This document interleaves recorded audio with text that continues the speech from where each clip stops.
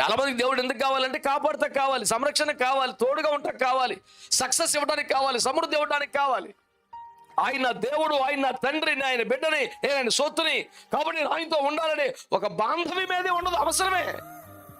నాకు వ్యాధి ఉంది, ఆయన స్వస్థపరచాలి. నా అంతటి నేను నన్ను కాపాడుకోలేను కాబట్టి కాపాడేవాడు కావాలి. అవసరం కోసమే, అవసరార్థమై వచ్చిపోతున్న వారు చాలా మంది ఉన్నారు.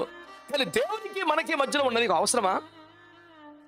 ఒక సంబంధం అండి. ఆయన తండ్రి, మనం ఆయన పిల్లలు, సృష్టికర్త, ఆయన సృష్టం. మనం ఆయన కొరకే పుట్టించుకున్నాడు, ఆయన పోలికలో చేసుకున్నాడు, ఆయన ఆత్మ ఇచ్చాడు, ఆయన మొహంకే బతకమన్నాడు. తేడా చేస్తే ఆయన ప్రాణం ఇచ్చి మళ్ళీ కాపాడుకున్నాడు. రిలేషన్ లేదు దేవునికి మనకి మధ్యలో. మరి ఇప్పుడు చాలా దూరంగా ఉన్నాం. ఏం చేయాలా? ఆయన దగ్గరికి వెళ్ళిపోయే ప్రయత్నం చేయాలా, ప్రయాణం చేయాలా. ఆ ప్రయాణం, ఆ తాపత్రయం, ఆ విషయమై లోకం పట్ల ఒక వైరాగ్యం, విరక్తి, ఆడికి వెళ్ళిపోవాలన్న తాపత్రయం ఉన్నవాడు తీసుకోవాలి.